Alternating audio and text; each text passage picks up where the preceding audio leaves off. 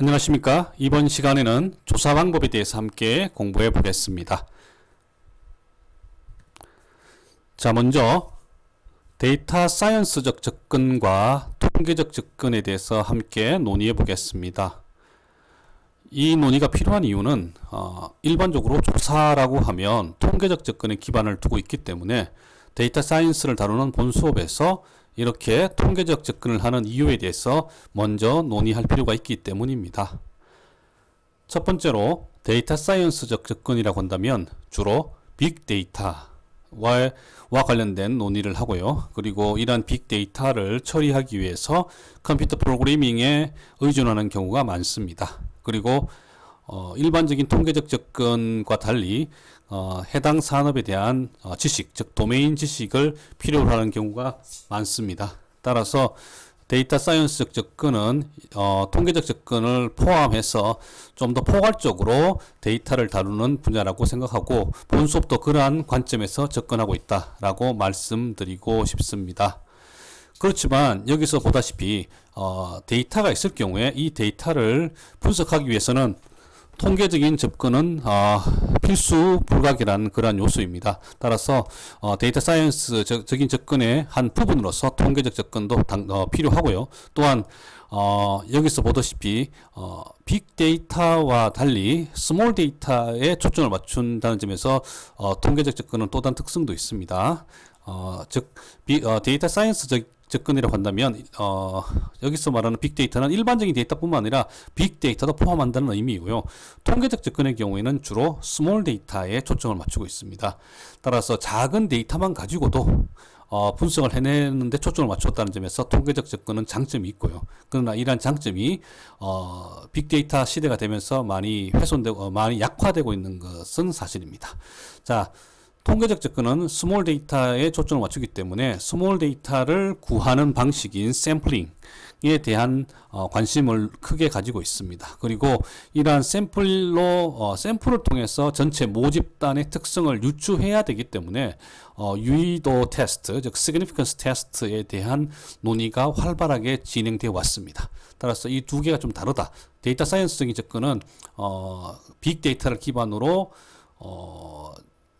전수조사에 초점을 맞춰서 의미를 뽑아내는 데 초점을 맞춘다면 통계적 접근은 작은 데이터를 가지고 전체 모집단을 추론하는데 전체 모집단의 모수치라든지 특성을 추론하는데 초점을 맞추고 있다라는 차이가 있다는 점을 말씀을 드리고 싶습니다.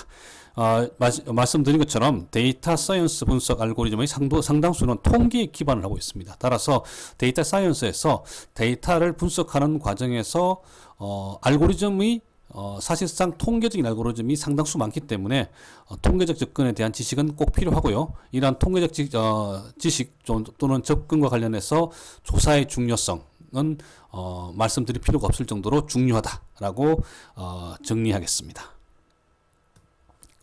자, 그러면 조사에 대해서 한번 구체적으로 살펴보겠습니다. 여기서 제가 연구조사라고 하지 않고 연구에 괄호를 치고 조사라고 이렇게 표기한 것은 이 조사의 의미를 좀 포괄적으로 보기 위해서입니다.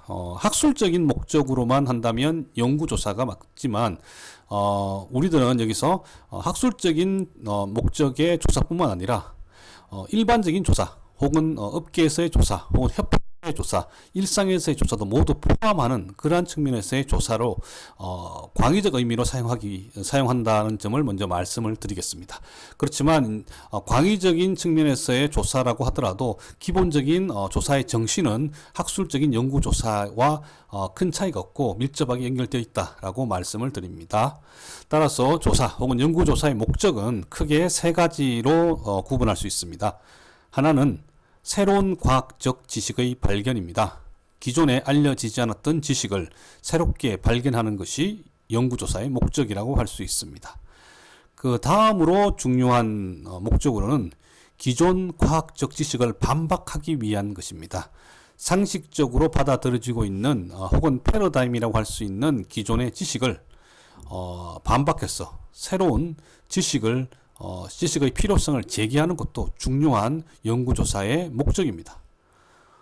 일반적으로 가장 많은 형태는 기존의 과학적 지식, 즉 패러다임을 보강하는 것입니다. 즉 이미 있는 이론을 가지고 와서 그 이론이 새로운 상황에도 적용된다는 것을 확인시키는 그러한 작업이 실제로는 가장 많이 진행되는 연구의 형태입니다.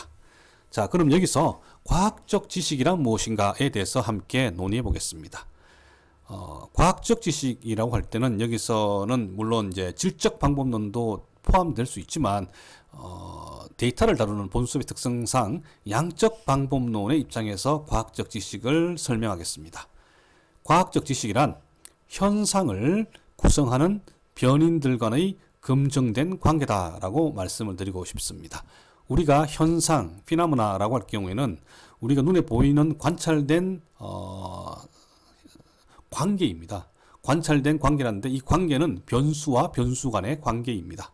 이러한 변수들 간의 관계가 검증이 될 경우, 즉 확인이 되면 그것을 과학적 지식이라고 할 수 있다는 것입니다. 그러면 여기서 이제 관계, relationship을 또 다시 정의를 해야겠죠. 이러한 관계는 크게 세 가지로 말씀드릴 수 있습니다. 무관계, null relationship. 혹은 null relationship은 관계가 없는 것입니다. 즉 변수 x와 변수 y가 서로 관계가 없을 경우에는 무관계라고 할 수 있고, 상관관계, correlation은 두 변수가 서로 관계가 있다는 것입니다. 한 변수가 움직이면 다른 변수도 움직인다는 것이죠.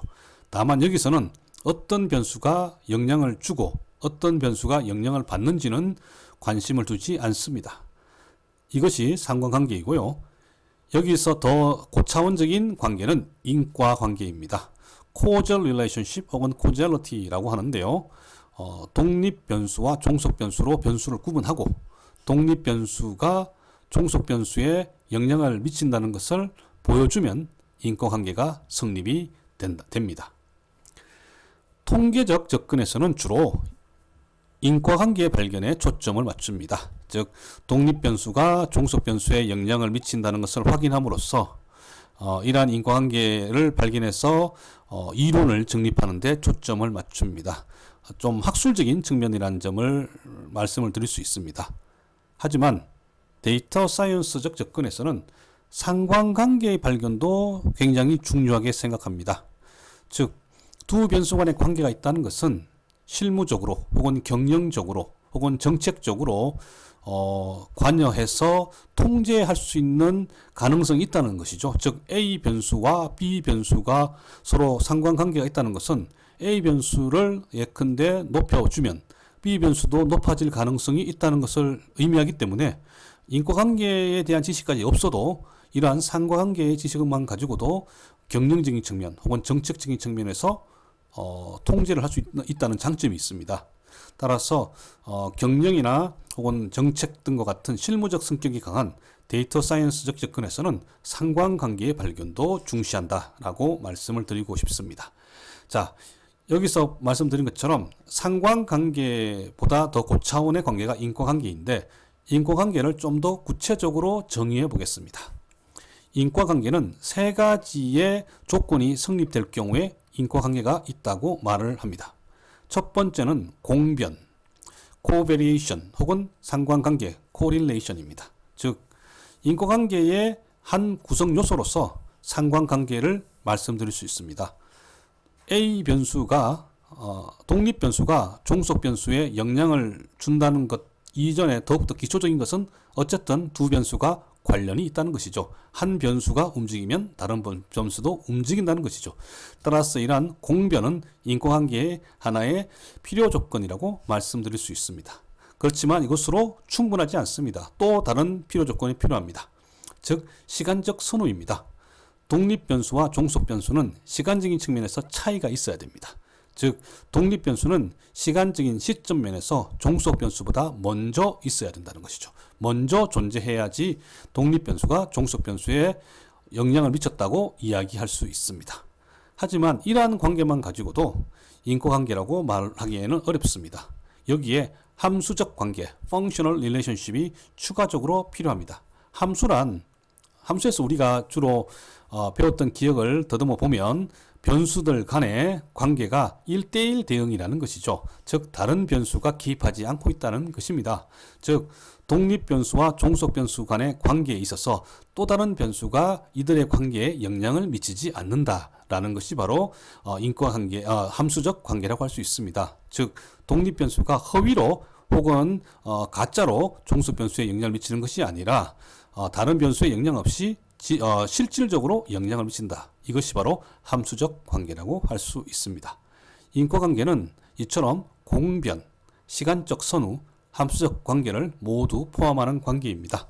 따라서 이러한 은밀성으로 인해서 학술적 연구에서 주로 인과관계에 대한 탐구가 이루어진다라고 말씀드립니다.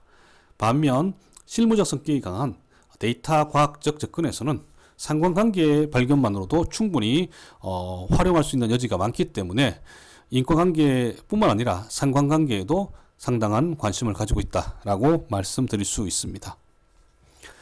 자, 그러면 이제 연구조사의 과정을 한번 이제 말씀을 드리겠습니다.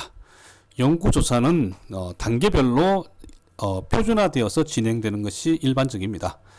첫 번째는 문제를 설정합니다. 자, 내가 이러한 문제를 제시하고 이러한 문제를 풀기 위해서 노력하겠다라고 제시하는 것이죠. 물론 그 문제에 대한 rationality, 즉 정당성을 부여해야 됩니다. 왜 이 문제가 중요하고 탐구할 만한 가치가 있는지를 제시하는 것이 문제 설정에서의 핵심적인 역할입니다. 이러한 문제 설정을 한 다음에 이루어지는 것은 문제를 풀기 위해서 선행 연구와 이론들을 리뷰하는 것입니다. 즉 관련된 선행 연구들을 살펴보고 또한 관련된 이론들을 탐색하면서 이 문제를 풀 수 있는 방안을 모색하는 것이죠. 이러한 방안의 결과가 연구 가설 혹은 연구 문제입니다. 연구 가설은 research hypothesis라고 하고 연구 문제는 research question이라고 하죠. 연구 가설 혹은 연구 문제는 문제 설정을 더욱더 구체적으로 제시한 형태입니다. 즉 선행 연구나 이론을 바탕으로 문제 설정의 수준을 훨씬 더 구체적으로 제시해서 하나의 가설, 즉 예측된 문장으로 제시하는 방식, 연구 가설이죠. 혹은 구체적인 질문으로 제시하는 방식, 연구 문제입니다. 이렇게 제시해서 연구의 방향성을 명확하게 제시하려고 노력합니다. 그리고 난 다음에 이러한 연구 가설 혹은 연구 문제에 대한 해답을 얻기 위해서 방법론을 적용하는 것이죠. 데이터를 수집하고 수집한 데이터를 활용해서 통계적으로 분석해서 결과를 도출하는 것이죠. 즉 방법론을 결정한 다음에 그리고 분석을 하게 되는 것이죠. 이때 이 방법론의 결정은 그냥 이루어지는 것이 아니라 주어진 문제의 속성에 맞추어서 진행된다라고 말씀드릴 수 있습니다. 방법론 결정과 여기에 따른 분석까지 끝나고 나면 최종적으로 연구자는 이러한 주어진 결과를 해석하고 여기서 implication, 어떤 시사점이죠. 이론적인 어떤 새로운 새로운 어떤 방향이라든지 혹은 실무적 적용 방향을 제시할 수 있습니다.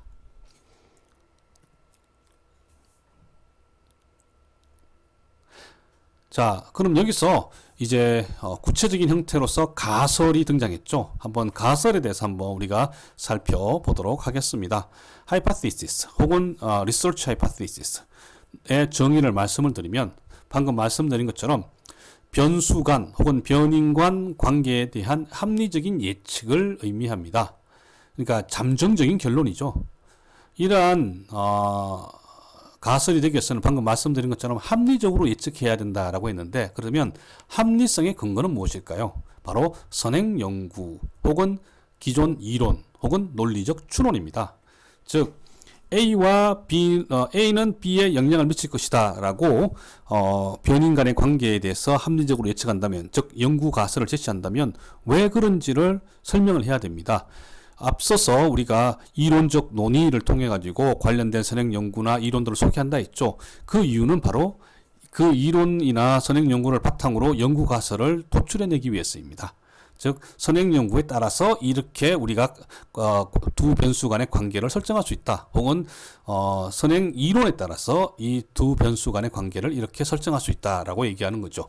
만약에 선행 연구와 이론이 충분하지 않다면 논리적인 추론을 통해서라도 둘 간의 관계에 대해서 논리적으로 제시할 수 있습니다. 예를 들어서 수학적 논리라든지 엄밀한 수학적 논리라든지 연역적인 논리를 통해 가지고 제시할 수도 있습니다.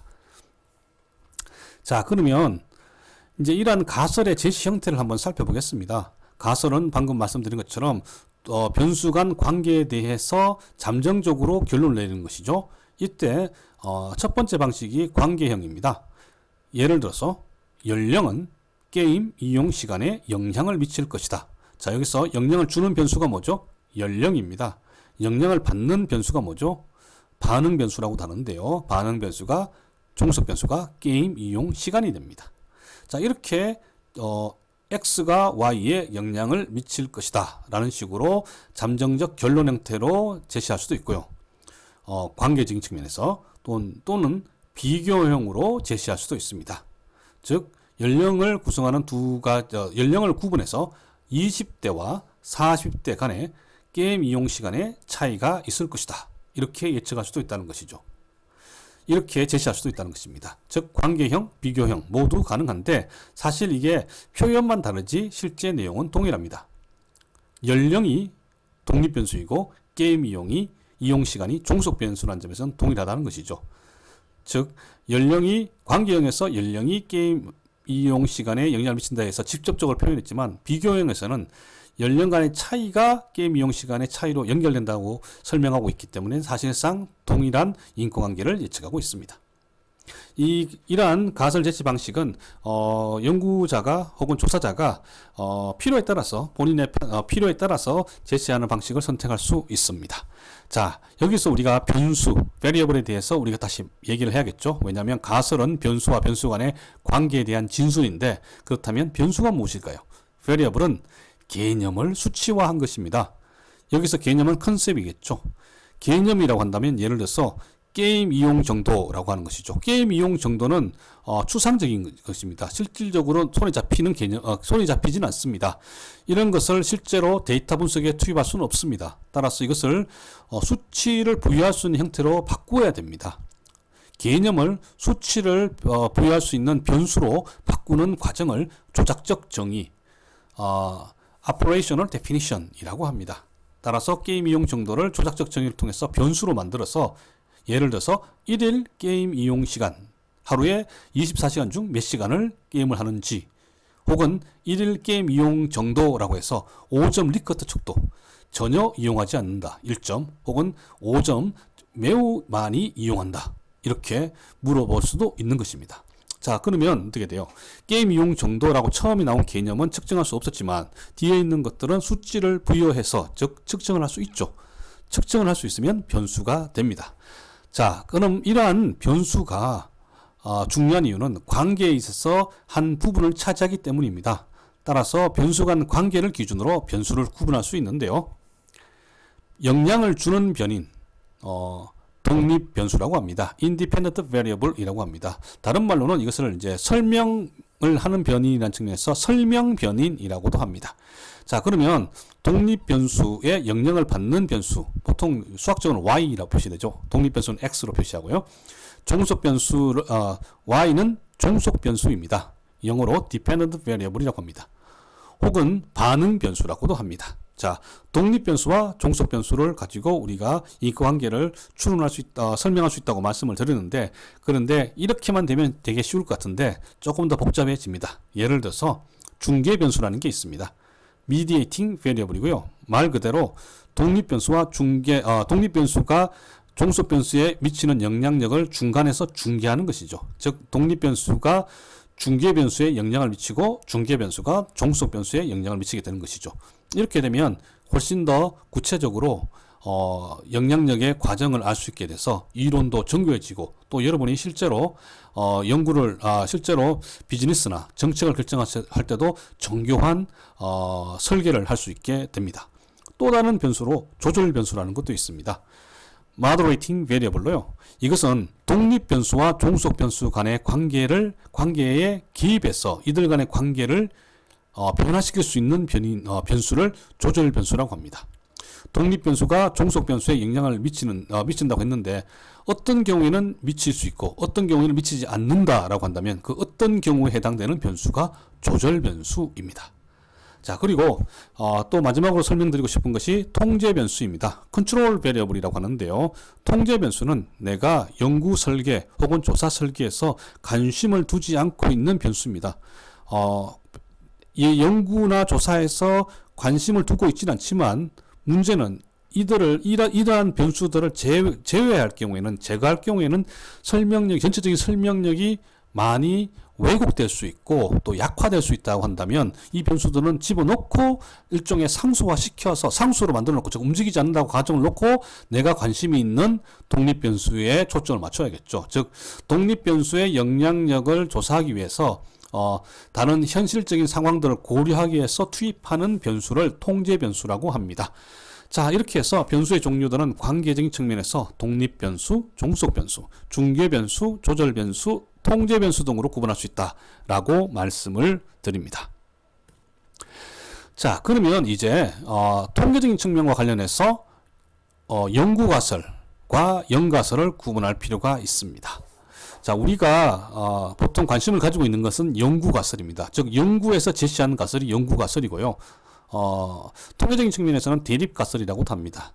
그런데 그렇지 않은 가설, 즉 연가설이 바로 연구가설과 반대되는 가설인데요. 연가설 혹은 영어로는 null hypothesis라고 하고요. 통계적으로는 귀무가설이라고도 합니다. 연구가설을 조금 더 구체적으로 살펴보면 연구자가 검증하려고 하는 가설입니다. 예를 들어서 연령은 게임 이용 시간에 영향을 미칠 것이다 라는 것은 연구가설입니다. 여러분들은 이 가설이 이 관계에 관심이 있어서 연구를 하는 것이죠. 즉 연령이 게임 이용 시간에 영향을 미칠 것인가 라고 관심을 가지고 또 그럴 것이라고 생각하기 때문에 테스트를 하는 것이죠. 반면 연가설, null hypothesis는 연구가설에 반대되는 가설입니다. 구체적으로 본다면, 예를 들어 본다면 연령은 게임 시간에 영향을 미치지 않을 것이다 라는 것이죠. 이 가설은 여러분들이 직접적으로 관심 있는 가설은 아닙니다. 반대되는 가설이죠. 그렇지만 이 가설이 왜 필요한지는 조금 이따가 말씀을 드리겠습니다. 자, 연구가설은 일단 가설은 하이파테시스이기 때문에 대문자 H로 표기하는 것이 일반적이고요. 연구가설의 경우에는 수치를 붙입니다. H1, H2 등으로 표기를 하고요. 연가설은 H0로 일반적으로 표기합니다. 왜냐하면 null이라는 의미에서 0으로 표기합니다. 자, 그러면 일단 연구가설에 대해서 연구가설과 연가설에 대한 구체적인 설명은 다음에 하기로 하고, 여기서는 먼저 연구가설과 연구문제 간의 관계에 대해서 좀 한번 살펴볼 필요가 있습니다. 이것은 좀 학술적인 측면입니다. 실무적인 측면 혹은 비즈니스나 정책적인 측면에서는 이 문제는 크게 중요하지 않습니다. 그런데 학술적인 측면에서는 중요한 문제이기 때문에 한번 간단하게 말씀을 드리겠습니다. 연구가설로 제시하는 것이 일반적인 디폴트입니다. 즉 여러분들은 조사를 하기 전에 가설을 먼저 생각을 하고 그 가설을 바탕으로 확인하는 과정을 통해서 조사를 하는데, 이러한 연구 가설로 제시할 만큼 합리적인 예측이 어려울 경우에는 연구 문제로 제시할 수 있습니다. 합리적인 예측을 해야 된다고 말씀을 드렸죠. 연구 가설의 경우에는. 근데 기존에 있는 자료나 선행 연구 혹은 이론이 혹은 논리적인 추론도 충분하지 않을 경우에는 연구 가설로 제시하지 않고 연구 문제로 제시합니다. 구체적인 형태를 본다면 연구 가설은 평서문이고요. 연구 문제는 의문문입니다. 자, 연구 문제를 한번 볼까요? Research question은 예를 들어서 이것입니다.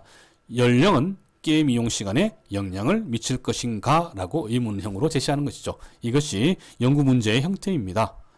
근데 간혹 이렇게 쓰는 경우도 있죠.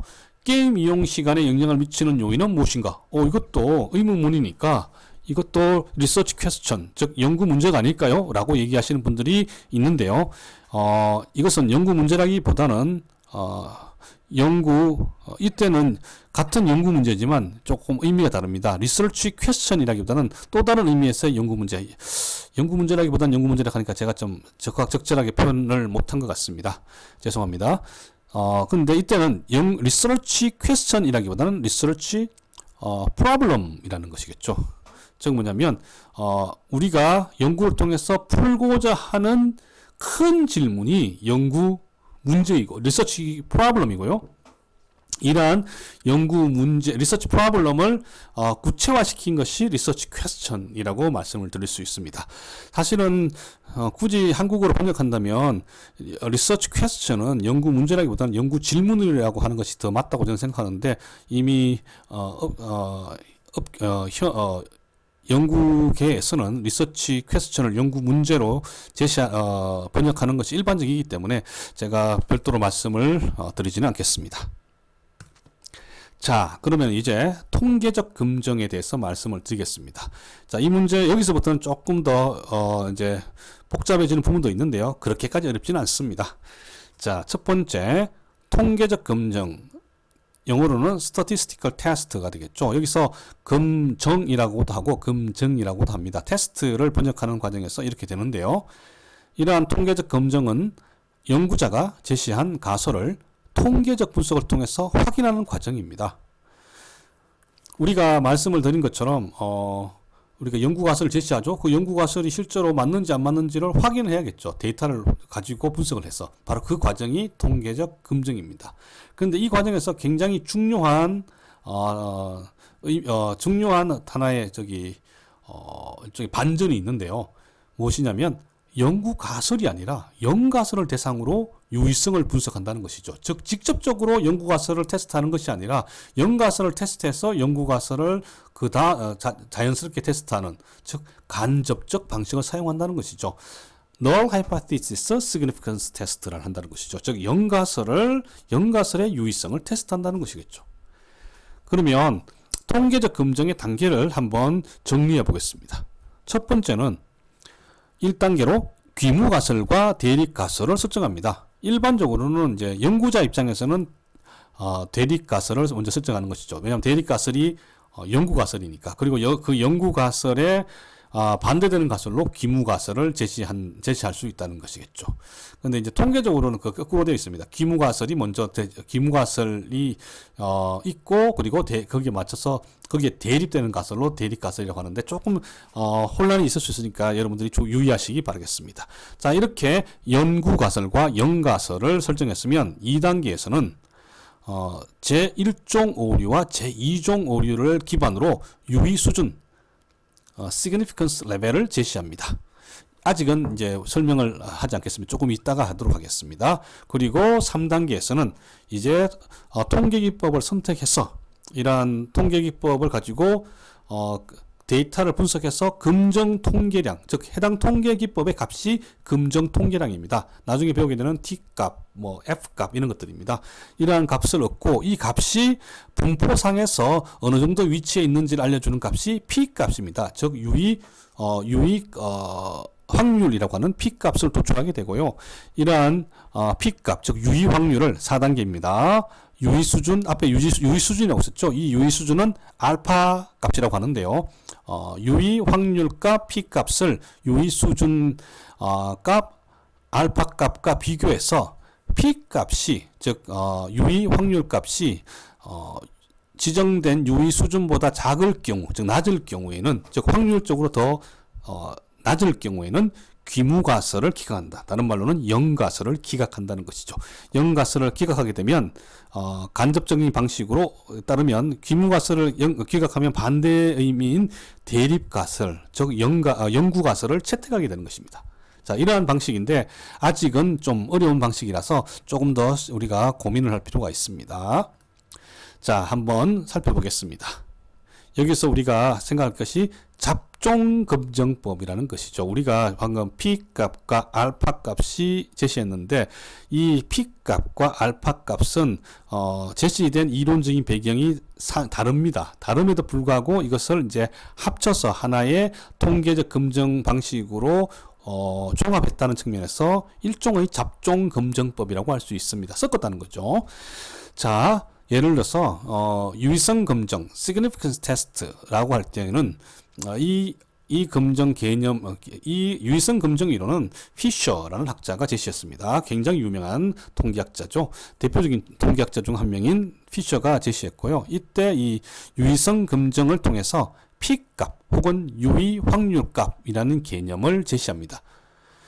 자, 이러한 P값은 이렇게 피셔의 유의성 검정 이론에서 등장했고요.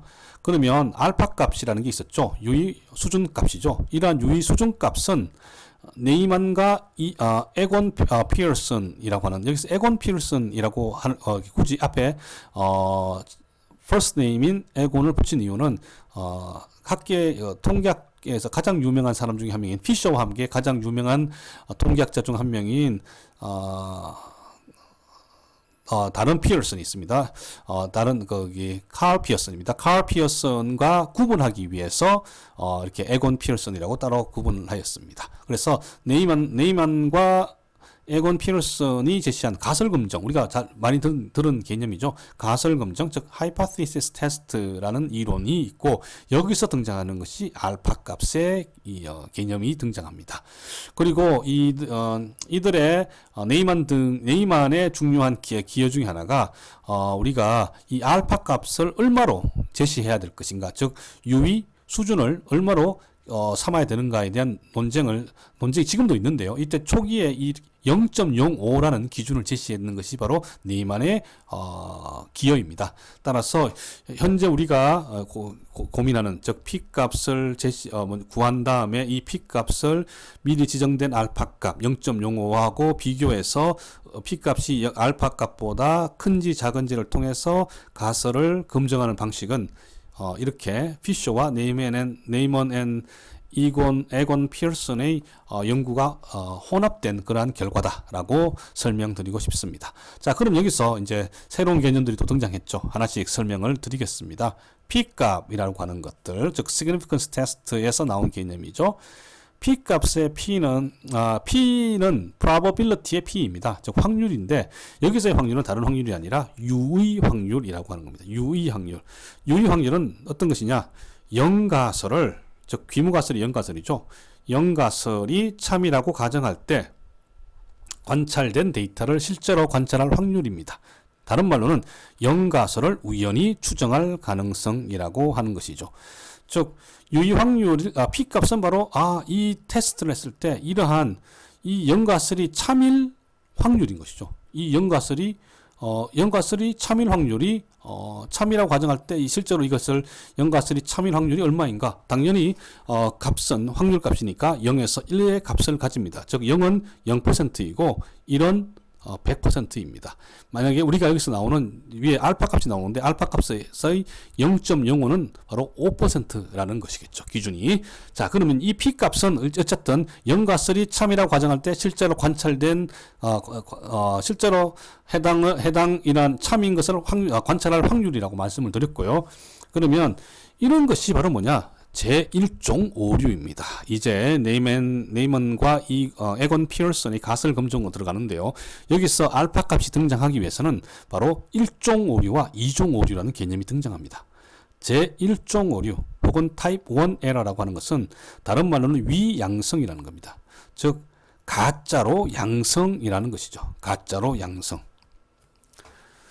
가짜로 양성이라는 것은 뭐냐면 앞서 나왔던 이제 참인 영가설이 참인데 그 영가설을 기각할 확률이 바로 제1종 오류입니다. 우리가 제시한 영가설이 참인데 그 참이 바로 P값이라 했죠. 참인데 그것을 기각할 확률이 바로 제1종 오류 타입 1A라는 것이겠죠. 바로 이것을 A로 표기한데 오타입니다. A가 아니라 알파로 표시합니다. 알파, 그리스 문자, 소문자 알파로, 그리스가 그렇죠. 고릭 문자 알파, 소문자 알파로 표기합니다. 자, 그것이 제1종 오류는 따라서 위양성, 양성이 가짜라는 것이겠죠. 가짜라는 거고. 자, 그렇다면 제2종 오류는 뭘까요? 제2종 오류는 타입 2 에러라고 합니다. 이건 위음성입니다. 위음성. 음성이 가짜라는 것이죠. 가짜로 음성이 났다는 말이겠죠. 거짓인 영가설을 채택할 확률입니다. 베타로 표기합니다. 베타로. 즉, 1종 오류는, 앞에 1종 오류와 2종 오류는 서로 반대입니다. 1종 오류는 참인 영가설을 기각할 확률이고요. 2종 오류는 거짓인 영가설을 채택할 확률입니다. 다만 좀 요즘에 이 개념을 더 추가로 얘기하고 싶은 게, 이 거짓인 영가설을 채택할 확률을 1에서 거짓인 영가설을 채택할 확률을 빼면 거짓인 영가설을 기각할 확률이라고 할 수 있죠. 즉, 영가설이 거짓인데 그것을 기각할 확률이 있는데, 이것은 바로 우리가 효과를 통계적으로 유의한 것으로 탐지해낼 수 있는 가능성이라는 측면에서 검증력, 혹은 영어로는 파워라고도 합니다.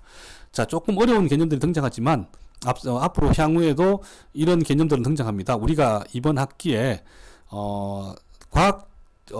데이터 사이언스적인 접근을 하긴 하지만, 실제로 테스트할 때는 빅데이터를 사용하는 것이 아니라 작은 데이터를 가지고, 즉 스몰 데이터를 가지고 실습을 하기 때문에 통계적으로 우리가 검증을 하는 과정을 거치게 됩니다. 따라서 이 과정을 앞으로 자주 만나게 되기 때문에 아마 이번 학기를 이렇게 지나고 나면 이게 점점 익숙해지고 나중에는 큰 문제가 되지 않을 것이다 라고 말씀을 드리겠습니다. 자, 그러면 우리가 P값을 얘기했죠. P값은 바로 1종 오류가 발생할 앞으로 가겠습니다. 즉, 영가설이 참이라고 할 때 이 영가설을 우연히 추정할 가능성이 P값입니다. 우연히 추정할 가능성. 이 영가설이 이렇게 나온 것이 우연이라는 것이겠죠. 그 우연으로 우연하게 영가설을 추정할 가능성이 P값이고요. 1종 오류는 참인 영가설을 기각하는 확률이다 라고 말씀을 드렸습니다. 반면 2종 오류는 거짓인 영가설을 채택할 확률이라고 말씀을 드렸고요. 자, 그러면 이제 다음으로 유의 수준, significance 레벨을 한번 살펴보겠습니다. 유의 수준은 이 앞에 말씀드렸던 영가설이죠. 영가설을 기각할 수 있는 기준입니다.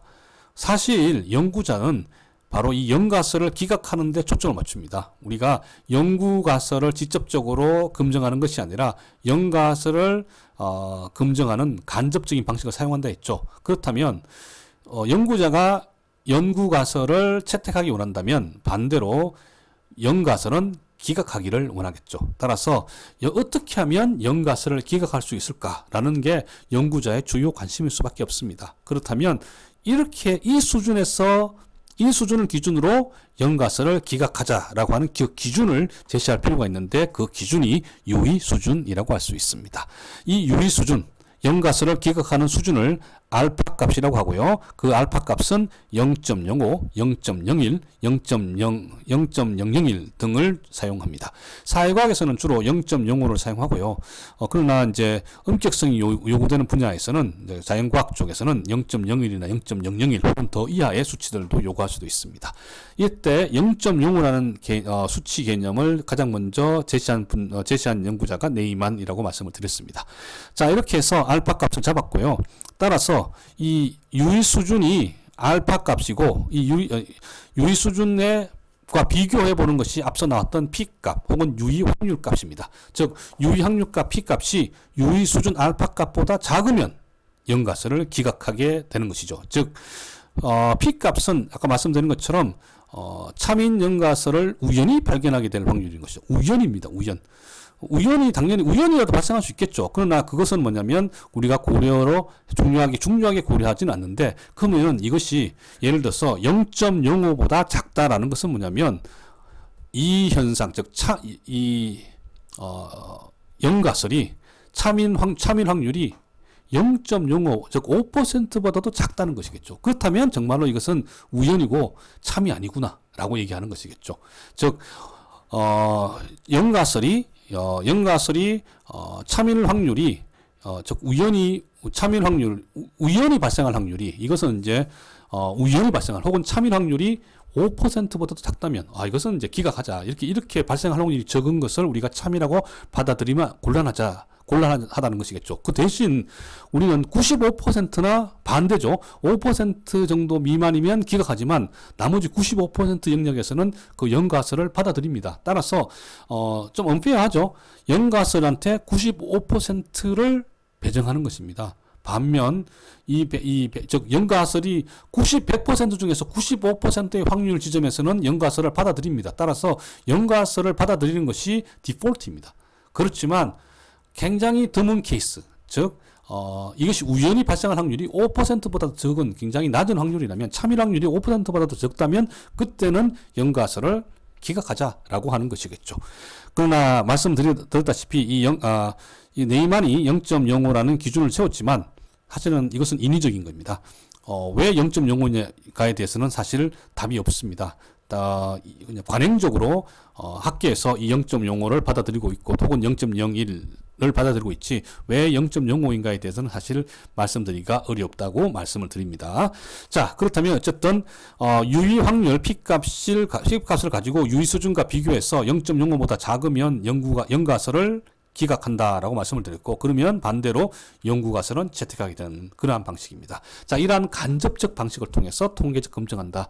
이것이 사실 좀 쉽지 않은, 처음에 우리가 통계적인 검증을 에 접근할 때 가장 어려운 분야 중에 하나입니다. 따라서 이것은 좀 쉽지 않겠지만 계속해서 노력해 주시기를, 고민해 주시기를 부탁을 드립니다. 자, 그러면 이것을 한번 우리가 왜 그럴까 한번 얘기를 해보죠. 이것은 수학의 반증의 원리, Principle of Falsification이 적용되었다고 말씀드릴 수 있습니다. 즉, 방금은 이제 우리가 반증이죠. 그러니까 연구가설을 검증하는 것이 아니라 연가설을 반증해서 연구가설이 참이라고 밝히는 그 방식이죠. 이것은 수학의 반증의 원리다. Principle of Falsification이라는 것이죠. 어떤 명제가 참이라는 전제로부터 명제가 거짓이 되는 구체적인 경우를 유도하는 과정을 통해서 명제의 참과 거짓 여부를 판정하는 방식입니다. 말 그대로 간접 증명법이고 이것을 귀류법이라고 합니다. 즉 틀린 것을 찾아내는 방식이죠. 아, 틀렸네? 그러면 따라서 이것은 잘못됐네? 라고 하는 것이겠죠. 자, 이런 식의 수학에 쓰는 귀류법 혹은 반증의 원리라고 하는 것이 이제 여기에 나온 것처럼 간접증명법, 통계적 검증의 간접증명법과 연결된다라고 말씀을 드립니다. 자, 이런 것은 이제 왜 이렇게 하느냐면 이건 이제 수학적으로는 귀류법 혹은 수학의 반증의 원리이고요. 과학 철학과도 또 연결이 됩니다. 과학 철학에서는 예를 들어서 어떤 이론이 직접 증명하기 힘들 경우에 이제 적용할 수 있다는 것이겠죠. 예를 들어서 카울 포퍼의 반증이라는 개념, 즉 falsification 개념과도 연결이 됩니다. 한번 볼까요? 모든 백조가 희다라는 명제가 있습니다. 명제라는 것은 주장입니다. 주장. 평서문 형식의 주장입니다. 이 명제를 연구가설이라고 설정하고 이것은 일반적인 X와 Y 간의 관계를 다루는 가설은 아니지만 어쨌든 이것은 이제 팩트라고 보고 연구가설로 설정한다면 이것을 직접 증명하기 위해서는 이 연구가설을 직접 증명하기 위해서는 세상의 모든 백조들을 관찰해야 됩니다. 모든 백조가 희다는 것을 검증하기 위해서는 즉 이 연구가설을 검증하기 위해서는 세상의 모든 백조를 모두 찾아서 확인을 해야 됩니다. 그러나 이것은 사실상 불가능하죠. 따라서 현실적으로 나온 방식이 모든 백조가 희다라는 것을 연구가설이 아니라 연가설로 설정하는 것이겠죠. 연가설. 그 경우에는 뭐냐면 이제 falsification, 거짓인 사례를 찾으면 되는 것이겠죠. 모든 백조가 희다고 일단은 가정하고 여기를 반증하는 사례들을 찾는 방식으로 이제 과학적 발전을 추구하는 방식이 포퍼의 반증주의입니다. 이러한 반증주의 그리고 수학의 반증의 원리 같은 것들이 앞서 말씀드렸던 통계적 검증에서의 간접 증명 방식, 즉 연가설을 이용한 간접적 검증 방식으로 간접적 검증 방식과 연결되어 있다라고 말씀드리고 싶습니다. 자, 그럼 이제 자료의 부분으로 한번 넘어가 보겠습니다. 앞부분에서는 이제 통계적으로 검증을 하는 방법에 대해서 함께 살펴보았고, 이제 우리는 자료를 이제 모은다라고 해야겠죠. 통계적 검증을 하기 위해서는 자료를 수집해야지만 가능하죠. 따라서 자료를 수집하기 위한 과정이 필요한데, 이 데이터 컬렉션, 자료 수집을 위해서 첫 번째로 고민하는 부분이 척도입니다. 스케일입니다. 이것도 척도라고도 하고 측도라고도 하고 다 양쪽 다 사용되니까 혼란스러워하지 않으시기를 바라겠습니다. 자, 여기서 중요한 것은 중요한 개념으로 다시 등장하는 것이 조작적 정의, operational definition입니다. 이것은 개념에 수치를 부여해서 변수로 만드는 과정입니다. 앞서 말씀드렸죠. 개념은 측정할 수 없습니다. 그러니까 우리가 현상을 구성하는 것은 일단 머릿속에서는 개념과 개념 간의 관계입니다. 그러나 이 개념은 직접적으로 측정할 수 없기 때문에 수치를 부여할 수 있는 변수로 만들어줘야 됩니다. 그래야지만 통계적인 처리를 통해서 변수 간의 관계를 확인할 수 있겠죠. 개념에 수치를 부여해서 변수로 만드는 과정을 조작적 정의라고 합니다. 이를 통해서 현상을 측정, 메저먼트 할 수 있게 유도하는 것이죠. 이렇게 변수를 측정하게 할 수 있게끔 도와주는 도구가 뒤에 나오는 메저, 척도입니다. 즉 우리가 일종의 자죠. 자가 있어야지 잴 수 있죠. 혹은 체중계입니다. 체중계가 있어야지 몸무게를 잴 수 있죠. 바로 그러한 재는 것, 자 혹은 체중계가 척도라고 할 수 있습니다. 척도의 정밀성을 기준으로 이제 이 척도도 구분을 합니다. 우리가 사용하는 척도를 얼마나 정밀한가에 따라서 네 가지 수준, 레벨로 구분하는데요. 가장 낮은 수준의 척도가 명목 척도이고요. 그 다음으로 명목 척도보다 높은 수준이 서열 척도, 서열 척도보다 더 정밀한 수준이 등간 척도, 그리고 마지막으로 가장 높은 척도 수준의 척도가 비율 척도입니다. 자, 하나씩 한번 살펴보도록 하겠습니다. 명목 척도, nominal scale이라고 하는데요. 이 nominal scale에서는 자료, 데이터를 구분만 할 수 있습니다. 즉, 변수를 측정할 때, 예컨대 성별이라는 변수는 어떻게 됩니까? 남성 혹은 여성으로만 구분할 수 있죠. 이렇게 구분만 할 수 있는 척도를 명목 척도라고 합니다. 실제로는 많이 사용하지만 이제 데이터로 처리할 때는 좀 까다로운 부분이 있습니다. 그 다음으로 조금 더 정밀해졌지만 사실 명목 척도보다 더 까다로운 처리하기가 까다로운 척도가 서열 척도입니다. ordinal scale이고요. 자료의 순서를 구분할 수 있습니다. 구분 플러스 순서가 있는 순서를 확인할 수 있는 척도가 서열 척도입니다. 예를 들어서 교육 수준, education 레벨이 여기에 해당이 됩니다. 초등학교 졸업, 중학교 졸업, 고등학교 졸업, 대학원 졸업, 대학교 졸업, 대학원 졸업 이런 식으로 우리가 값을 매길 수 있는데요. 초등학교 졸업보다 고등학교 졸업이 더 교육 수준이 높다라고 말할 수 있죠. 그리고 중학교 졸업보다 고등학교 졸업이 더 교육 수준이 높다라고 이야기할 수 있습니다. 즉 등간 구분도 했고 서열도 매겼습니다. 그러나 간격이 동일한지에 대해서는 말하기가 어렵습니다.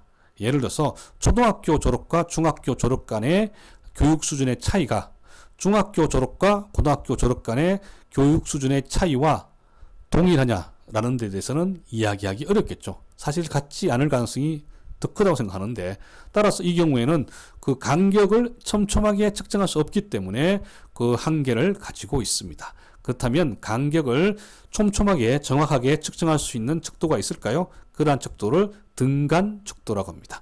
interval scale이라고 합니다.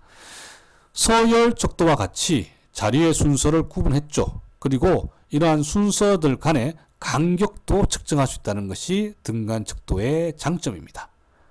다만 0의 값이 없습니다. 0이 없습니다. 따라서 이들은 0이 없기 때문에 비율 계산이 안 되고 따라서 덧셈과 뺄셈만 가능합니다.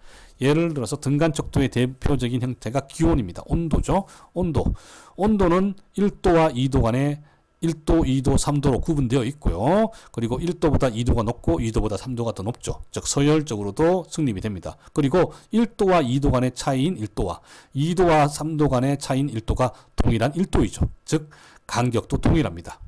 하지만 0의 값은 없습니다. 기온에 0도가 있지 않습니까? 하지만 그 0도는 정말 0도가 아니죠. 하나의 비교를 위한 기준일 뿐이고 실제 무를 의미하는 0의 값은 아닙니다. 즉 왜냐하면 마이너스 1도가 있기 때문에 그렇습니다. 따라서 등간 척도는 이러한 성격을 가지고 있다 말씀을 드리고, 그러면 이 0의 성격과 관련해서 말씀드릴 수 있는 게 바로 비율 척도, ratio scale입니다.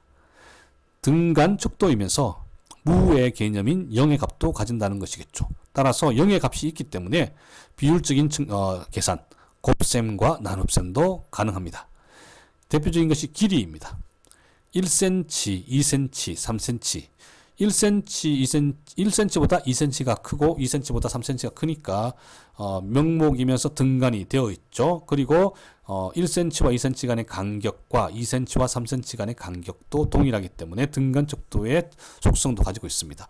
여기에 덧붙여서 0이 있습니다. 0cm. 근데 마이너스 1cm는 없죠. 따라서 이 0은 무의입니다. 따라서 이것은 등간 척도와 달리 비율 척도라고 합니다. 자, 자연과학에서는 등간 척도와 비율 척도는 중요한 차이가 있습니다. 하지만 사회과학적인 접근에 있어서는, 일상적인 접근에 있어서는 등간 척도와 비율 척도는 큰 차이가 없습니다. 따라서 보통 사회과학적 연구를 한다든지 할 때는 등간 척도, 비율 척도를 구분하는 대신 등간 척도 이상이라는 개념을 사용하는 용어를 사용하는 경우가 많습니다. 즉 등간 척도하고 비율 척도를 합쳐서 등간 척도 이상이라고 말하는 것이죠. 자, 방금 이러한 설명과 연결되는 것이 바로 정성척도와 정량척도입니다. 사칙 연산이 가능한지, 즉 덧셈, 뺄셈, 곱셈, 나눗셈이 가능한지의 여부가 정성척도, 즉 성질에 초점을 맞춘 척도인 정성척도와 양에 초점을 맞춘 정량척도 간의 구분을 하는 방식입니다. 앞서서 나왔던 명목척도와 서열척도는 간격이 일정하지 않기 때문에 덧셈과 뺄셈 등을 할 수 없죠. 따라서 이러한 척도를 정성척도, qualitative scale이라고 하고요. 반면 사칙 연산이 가능해지는 것이 등간척도죠. 등간척도는 덧셈과 곱셈이 가능하고 그리고 비율척도죠. 비율척도는 곱셈과 나눗셈도 가능합니다. 따라서 등간척도부터는 정량척도, 퀀티테이티브 척도라고 합니다. 이것은 중요합니다. 여러분들이 나중에 통계를 실제로 다루게 될 때, 혹은 수치를 수집하게 될 때 가급적 정량척도로 수집하는 것이 중요해지기 때문에 이것은 중요하다라고 말씀을 드립니다. 자, 그리고 여기서 우리가 많이 사용되는 리커터 척도에 대해서 한번 논쟁에 대해서 설명을 드릴 필요가 있습니다. 리커터 척도, 사람 이름입니다. 리커터라는 사람이 개발한 스케일, 발견한 스케일이 리커터 스케일입니다. 이러한 스케일은 설문조사에서 빈번하게 활용됩니다. 아마 가장 많이 사용되는 척도일 것입니다. 예를 들어서 질문에 대한 동의합니까? 라는 수준을 5점 수준에, 5점 수준에서 혹은 7점, 9점, 11점 수준에서 측정하는 것이겠죠. 예를 들어서 이제 컴퓨터 게임의 조작 정도라는 변수를 측정하기 위해서 이렇게 질문할 수 있죠. 나는 컴퓨터 게임을 잘 조작할 수 있다. 라고 하겠죠. 그럼 여기서 동의의 정도를 이제 체크하게 되죠. 일반적으로 설문지에서 보면. 그러면 전혀 그렇지 않다가 1점, 그렇지 않다 2점, 보통이다가 3점, 그렇다 4점, 매우 그렇다 5점 이렇게 체크할 수 있죠. 이렇게 5점 척도로 리커터 척도를 5점 척도로 측정하는 것이 일반적이지만 때때로 7점, 9점, 11점 등도 사용합니다. 그런데 이 리커터 척도는 엄밀하게 보면 서열 척도라고 할 수 있습니다. 왜냐하면 우리가 한번 다시 나오겠죠. 전혀 그렇지 않다보다 그렇지 않다가 더 상승했다는 것은 알 수 있죠. 그리고 그렇지 않다보다 보통이다가 더 상승했다는 것도 알 수 있고요. 따라서 서열 척도까지는 됐고, 그럼 등간인가? 전혀 그렇지 않다와 그렇지 않다 간의 간격과 그렇지 않다와 보통이다 간의 간격이 동일할까요? 사실은 여기서부터 좀 막히는 부분입니다. 엄밀하게 따져서 이들 간의 간격이 동일하다라고 말할 수 없죠. 따라서 엄밀하게 보면 리커터 척도는 서열 척도입니다. 하지만 여러분들이 사회과학에서 분야에서 진행되는 많은 연구들을 보면 이 리커터 척도를 등간 척도로 간주해서 통계적 처리를 하는 것을 매우 빈번하게 보실 수 있을 것입니다. 즉 왜 그런가라 한다면 이거는 이제 일종의 관행이라고 할 수 있습니다. 그동안에 이제 현실적인 관행이다라고 할 수 있겠죠.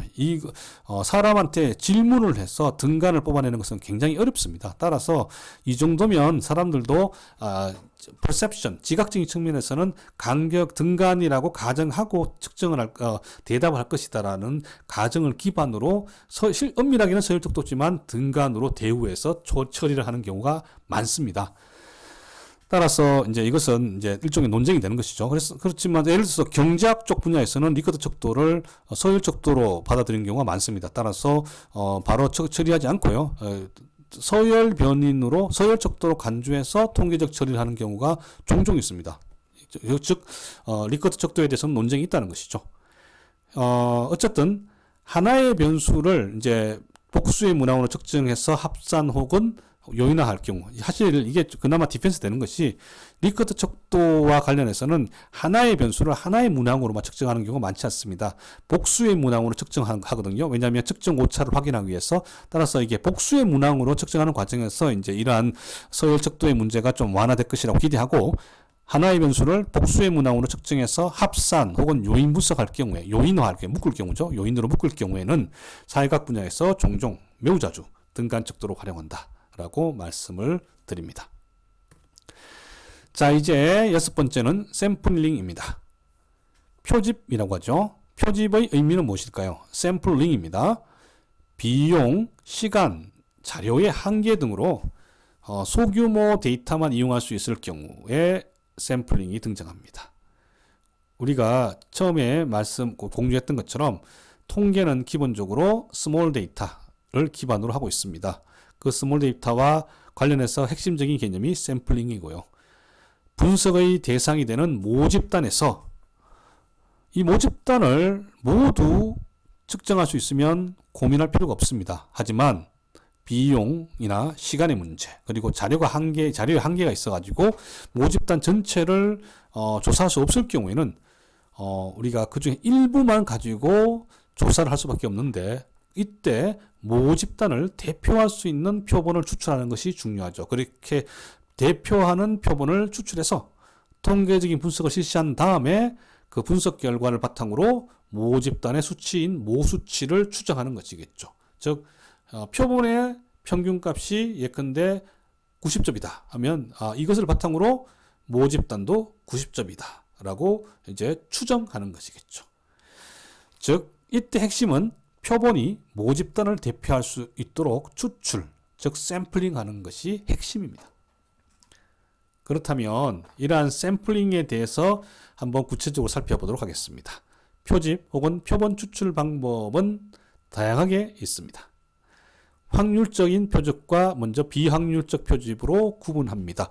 확률적인 표집은 사실은 엄밀하게 구분이 됩니다. 확률적 표집은 특정한 표본을 뽑을 때 그 표본이 뽑힐 확률을 계산할 수 있으면 확률적인 표집입니다. 만약에 특정한 샘플을 전체 모집단에서 뽑을 때 개별 샘플이 뽑힐 확률을 계산할 수 없다면, 수치화할 수 없다면 그것은 비확률적인 표집입니다. 이렇게 엄격하게 구분한 다음에 확률적인 표집에는 확률적인 통계 기법을 적용하고, 비확률적인 표집에서는 확률적인 통계 기법을 적용할 수 없다라고 보통은 라고 은밀하게 엄격하게 적용할 수 있는데, 근데 실상 그렇지는 않습니다. 근데 이론적으로는 그렇게 구분을 합니다. 따라서 예컨대 p-value, p값 같은 경우에도 이렇게 확률이 명확한 확률적 표집의 경우에만 적용할 수 있다라고 주장하는 경우가 있는데요. 현실적으로는 그렇지 않고 비확률적인 표집을 통해서 엄밀성이 떨어지는 경우에도 적용하는 경우가 많다라고 말씀을 드리겠습니다. 어쨌든 구분하면요, 확률적 표집에는 단순 무작위 표집, 체계적 표집, 층화 표집, 다단계 층화 표집, 군집 표집 등이 있고요. 비확률적 표집에는 편의 표집, 판단 표집, 할당 표집, 자발적 표집 등이 있습니다. 물론 이것이 전체 모든 표집 방법을 다 이야기하는 건 아니고 대표적인 것들만 몇 개 대표적인 것들을 중심으로 소개하고 있습니다. 하나씩 살펴볼까요? 단순 무작위 표집입니다. 랜덤 샘플링이라고 합니다. 가장 기초적인 표집 방법입니다. 그러니까 우리가 주머니에 공을 넣고 그 공에서 번호를 쓴 다음에 손을 집어넣어서 뽑는다. 우리가 일반적으로 알고 있는 표집 방법이죠. 이 방법이 단순 무작위 표집 방법입니다.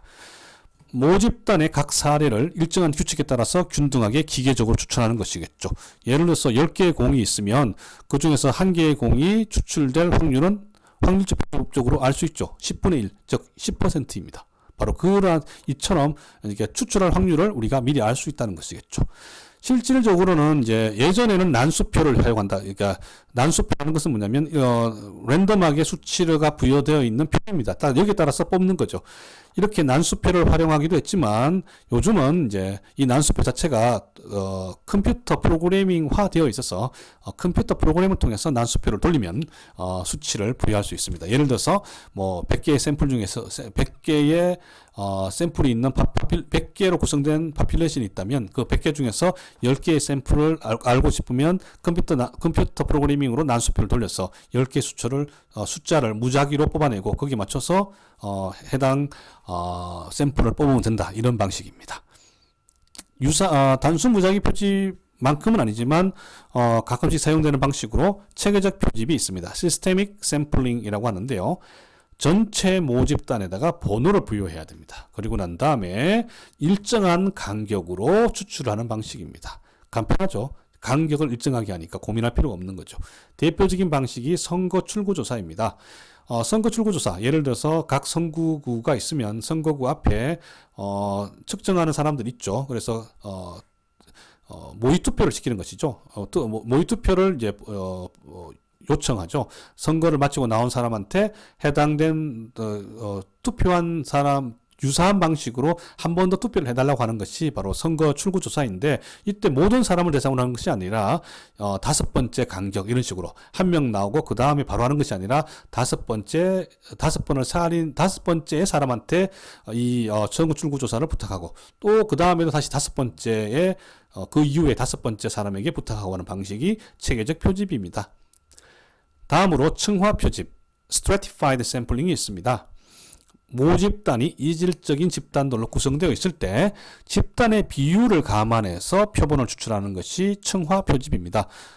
집단들이 이질적이니까 그 이질적인 특성들을 감안해야겠죠. 그렇지 않을 경우에는 정확한 반영을, 모집단의 특성을 반영하지 못할 수 있으니까 고등학교에서 이 오타입니다. 4학년은 없죠. 고등학교에서 1학년, 2학년, 3학년이 있는데 학생 수가 만약에 다르다면 거기에 맞추어서 뽑는 것이겠죠. 그냥 랜덤 샘플링을 할 경우에는 잘못되면 예컨대 2학년이나 3학년이 많이 뽑히게 되고 1학년이 적게 뽑힐 수도 있는데, 왜냐면 우연에 의해서 이럴 경우에는 명확히 차이가 날 수 있지 않겠느냐. 왜냐하면 1학년과 2학년, 3학년은 사실 예컨대 뭐 태도라든지 여러 가지 측면에서 차이가 날 가능성이 많기 때문에. 그렇죠. 따라서 이런 경우에 이제 미리 1학년, 2학년, 3학년의 학생 비율을 맞추어서 표집도 거기에 맞추어서 뽑는, 거기 비율에 맞추어서 미리 뽑는 것이 바로 층화 표집이라고 할 수 있습니다. 자, 그러면 다단계 층화 표집은 무엇일까요? Multi-stage stratified sampling이라고 하는데요. 먼저 상위 표본 단위를 설정한 다음에 맞추어서 하위 표본 단위를 설정하는 것이죠. 이제 여기에 맞추어서 하는 것이겠죠. 상위 단계가 대학이라고 한다면 대학을 설정하고 그 대학에서 그 다음에 다시 대학교별로 이제 비율을 맞추고, 그리고 대학교 안에 들어가면 대학교 안에서 단과대학별로 또 비율을 맞추고, 또 단과대학별에서는 다시 학과별로 그 비율에 맞추어서 표집을 하는 것이 다단계 층화 표집이라고 합니다. 자, 그런데 이건 사실은 굉장히 힘든 작업이죠. 비용이 많이 들 수밖에 없는데, 그래서 이러한 방식을 적용하더라도 적용할 경우에 많은 경우 군집 표집을 하는 경우가 많습니다. 클러스터 샘플링이라고 하는데요. 이것은 모집단이 내부적으로는 이질적이지만 외부적으로는 동질적인 집과 군집으로 구성되어 있을 때는 그러면 이제 이 군집은 좀 랜덤 샘플링 해도 되죠. 그 안에서는 이제 군집은 이제 모두 비율적으로 다 뽑을 필요가 없죠. 특정한 것만 뽑아도 다 비슷하니까. 그래서 군집을 뽑은 다음에 그 군집 안에서는 이제 이질적이니까 랜덤 샘플링 통해서 확률적으로 이제 은밀성을 추구할 필요가 있다는 것이죠. 이 경우가 이제 즉 이러한 모집단에서 전체를 조사하는 대신 몇 개의 군집을 선택해서 조사하는 것이죠. 즉 서울시에서 각 군들이 25개 정도의 구가 있는데요. 여기 오타입니다. 몇 개의 구를 선정해서 조사하는 겁니다. 구가 있는데 25개 구가 있는데 이 25개의 구를 모두 조사를 하는 것이 아니라 그 중에서 예컨대 5개를 뽑아서 그 5개를 대상으로 랜덤 샘플링을 해서 다시 진행하는 방식, 이런 것들이 군집 표집입니다. 이 경우에는 이제 각 군 간에는 큰 차이가 없다. 그러나 군 안에 있는 사람들 간에는 차이가 있다라는 것을 가정하고 진행을 하는 것이죠. 자, 여기까지가 확률적 표집입니다. 즉, 파퓰레이션 모집단에 있는 개별 샘플이 추출될 확률을 우리가 알 수가 있습니다. 하지만 이제부터는 비확률적 표집으로서 그 확률을 알 수가 없습니다. 예를 들어서 편의 표집입니다. convenient sampling, 말 그대로 편의적으로 뽑는 겁니다. 조사자의 편의에 따라서 이제 뽑는 거죠. 여러분들이 친구들한테 설문조사를 해달라고 하는 것이 바로 convenient sampling입니다. 이러한 방식은 비용 면에서 장점이 있고 또 시간 면에서도 굉장히 장점이 있죠. 하지만 이들이 전체 모집단을 대표하느냐, 즉 표본의 대표성에는 의문이 들겠죠. 내 친구가 예컨대 20대 전체를 대표할 수 있을까? 그렇죠. 이런 질문이 등장할 수 있겠죠. 따라서 많은 연구에서는 본조사를 앞서서 프리테스트, 즉 사전조사 용도로 사용한다라고 말씀을 드리고 싶습니다. 자, 그럼 여기서 한번 또 이렇게 우리가 연구를 하다 보면 헷갈릴 수 있는 부분이 있기 때문에 간단히 공유한다면 예비조사, 사전조사, 본조사 간의 차이를 한번 고민할 필요가 있습니다. 예비조사, 파일럿 테스트라고 하고요. 설문지를 작성하기 위해서 하는 겁니다. 예를 들어서 이용과 충족 이론을 통해서 바탕으로 예를 들어서 뭐 SNS 소셜 미디어를 이용하는 동기를 조사하고 싶다면 먼저 동기를 추출해야겠죠. 그 동기를 추출할 때 먼저 이게 예비조사, 파일럿 테스트를 통해서 일부의 사람들한테 그 동기를 뽑아내는 과정, 그러한 과정들을 예비조사라고 합니다. 반면 사전조사, 프리테스트는 설문지가 일단 초안이 나온 다음에 이러한 설문지가 제대로 작성되었는지를 확인하기 위해서, 즉 타당도와 신뢰도를 확인하는 목적으로 진행되는 것이 사전조사입니다. 여기서 타당도하고 신뢰도는 이제 또 어려운 개념이지만 타당도, validity는 내가 측정하고자 하는 대상물과 측정하는 척도가 적절하게 매치가 되느냐가 바로 타당도입니다. 내가 측정하고자 하는 걸 측정하느냐라는 질문입니다. 예를 들어서 키를 측정할 때 체중계를 들고 오면 안 되죠. 바로 그런 것들이 바로 타당도와 관련된 것이다 라고 하고요. 신뢰도는 내가 이번에 테스트한 것과 다음에 테스트한 것, 지난번 테스트한 것들의 수치가 거의 큰 차이 없이 일관되게 나오느냐의 질문입니다. 이런 경우는 신뢰도라고 합니다. 어쨌든 설문지는 바로 이 설문지가 내가 측정하고자 하는 것을 측정하는 설문지인가, 이것은 타당도이고요. 이 결과들이 큰 차이 없이 일관적으로 나오는지, 이것은 신뢰도의 문제입니다. 이런 것들을 사전조사를 통해서 확인하게 됩니다. 따라서 전체적인 순서를 본다면 이렇게 다 하는 경우가 있고 어떤 경우는 있지만 이렇게 다 하지 못하는 경우도 많습니다. 먼저 설문지를 구성하기 위해서 예비조사를 하고, 그리고 이 예비조사 결과를 바탕으로 설문지를 구성하고, 설문지를 사전조사를 통해 가지고 사전조사를 하고요. 사전조사를 통해서 설문지를 보완하게 됩니다. 그리고 난 다음에 마지막으로 본조사에 이제 적용할 수 있다는 것이겠죠. 자, 그 다음에 이제 표집으로서는 판단 표집을 들 수 있습니다. purposive 혹은 judgment sampling이라고 하는데요. 이것은 조사자가 보기에 적합하다고 판단해서 표집하는 것입니다. 이 샘플은 이 문제는 저 사람들한테 질문하면 되겠다라고 생각하고 조사를 하는 경우가 판단 표집입니다. 물론 이것도 주관성이 개입되기 때문에 사실은 확률적 표집으로 보기 어렵습니다. 그리고 다음으로는 쿼터 샘플링, 할당 표집을 들 수 있습니다. 할당 표집이란 사실 많이 사용됩니다. 현재 한국에서 하고 있는 전화 여론조사는 대부분 할당 표집, 쿼터 샘플링입니다. 성별, 연령, 지역 등을 기준으로 해서 모집단의 비율을 맞추어서 표집합니다. 예를 들어서 서울, 여성 20대 서울 이렇게 해서 구분하는 거죠. 그러면 성별로는 2개 정도의 셀이 나오겠죠. 여성과 남성. 연령은 뭐 20대, 예컨대 투표증을 대상으로 한다면 이제 18세 이상이니까 18세부터 해서 20대, 30대, 40대 이런 식으로 구분하고, 지역은 예컨대 서울, 뭐 이렇게 시군구별로 뭐 이렇게 구분하고, 이렇게 하면 굉장히 많은 셀이 나오죠. 여성이면서 20대면서 서울, 혹은 남성이면서 40대이면서 충청북도 이런 식으로 하면 굉장히 셀이 많아집니다. 근데 이 각 셀마다 비율을 미리 맞춰 놓을 수 있죠. 왜냐하면 우리가 이미 전체 파퓰레이션을 대상으로 한 인구 센서스 데이터가 있기 때문에 비율을 미리 맞춰 놓습니다. 그리고 그 셀별로 이제 맞추어서 이제 데이터를 수집하는 것이죠. 각 셀별로는 근데 무작위 표집을 하지 않습니다. 이제 셀별로 숫자를 채우는 데 초점을 맞추는 거지, 그 셀 안에서 특별하게 샘플링을 하는 것이 아니거든요. 이 때문에 할당 표집은 겉으로 보기에 할당 숫자를 모집단의 비율을 맞춘다는 측면에서 확률적 표집의 성격이 좀 있지만, 셀의 숫자를 채우는 데 초점을 맞추기 때문에 셀을 뽑을 때 각 셀별로 샘플을 뽑을 때 확률적인 접근을 하지 않기 때문에 확률적 표집이라고 하지 않고 비확률적인 표집이라고 합니다. 그러나 현실적으로 이 방식이 전화 여론조사에 많이 사용되고 있다라고 말씀을 드립니다. 자, 그리고 자발적 표본 추출을 드릴 수 있습니다. Voluntary Sampling입니다. 자발적으로 조사에 참여하는 사람들을 대상으로 합니다. 예를 들어서 학교 홈페이지의 게시판을 통해서 어떠한 설문조사에 응해달라고 이렇게 공지가 떠서 거기에 참여한다면 자발적 표본 추출, 자발적 표집에 해당이 됩니다. 이 방식은 편리하다는 장점은 있지만, 이들은 이렇게 자발적으로 표집에 참여하는 사람과 그렇지 않은 사람 간의 차이가 있을 가능성이 있겠죠. 왜 일부는 참여하고 일부는 참여하지 않을까요?